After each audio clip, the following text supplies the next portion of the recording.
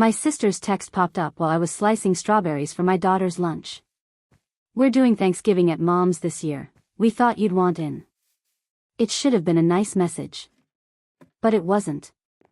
Because 5 minutes later, I saw Mom's Facebook post, a family photo captioned, "Can't wait to have everyone home again." Everyone. Except me.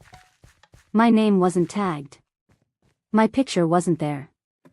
Just smiling faces in matching sweaters, my mom, my sister, her fiancé. And suddenly, I understood. They hadn't forgotten me. They'd erased me.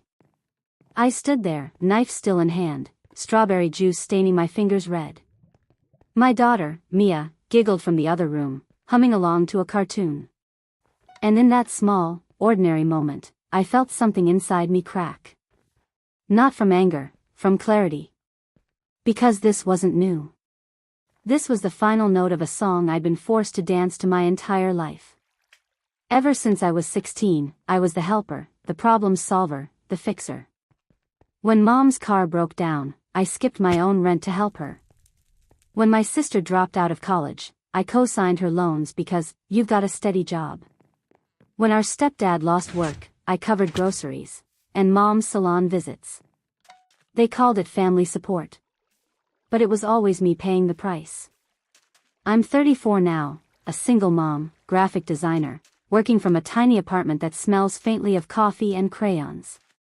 My days are filled with deadlines, school runs, and pretending exhaustion is just part of adulthood. And yet, when my sister got engaged, I showed up again. I planned her wedding. I picked her dress. I paid deposits. Mom called me a blessing.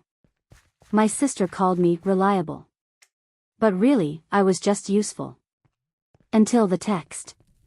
Until I realized I'd been uninvited without ever being told. I stared at my phone for a long time that night. The group chat buzzed with memes and jokes I wasn't part of. My name never came up. But my credit cards still had their balance. That's when the calm hit me. Not rage, not revenge. Just a still, heavy quiet that said, enough. I opened my laptop and scrolled through the venue contract, my name right there in bold, primary contact, Rachel Lane. My hand hovered over the mouse. Then I whispered, not anymore. And I hit cancel event. The next day, silence. Then chaos. Calls. Messages. Missed calls. Why did you do that? Rachel, fix this. You're ruining the wedding. But I didn't ruin it. I just stopped paying for it.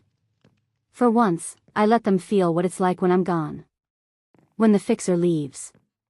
When the helper doesn't show up. And the truth?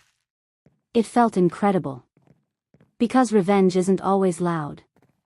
Sometimes it's just peace, earned quietly after years of noise. A week later, Mom called crying. How could you do this to your sister? I asked softly, was I even invited? Silence. Then excuses. You took it the wrong way. But I didn't. For once, I took it the right way. They rebuilt the wedding in a cheap banquet hall outside town. It poured rain that day. Someone texted me a photo, plastic flowers, tinfoil trays, beige walls. The caption said, "Round 2, no drama." The irony almost made me laugh. I didn't go. I took Mia to the park instead.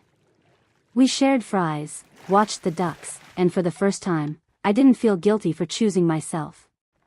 Because peace doesn't always mean fixing what's broken. Sometimes, it means walking away before you break too. So if your family ever made you feel small for finally saying no, remember this.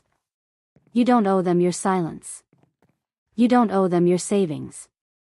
You only owe yourself a life that feels like yours. And trust me, that kind of freedom?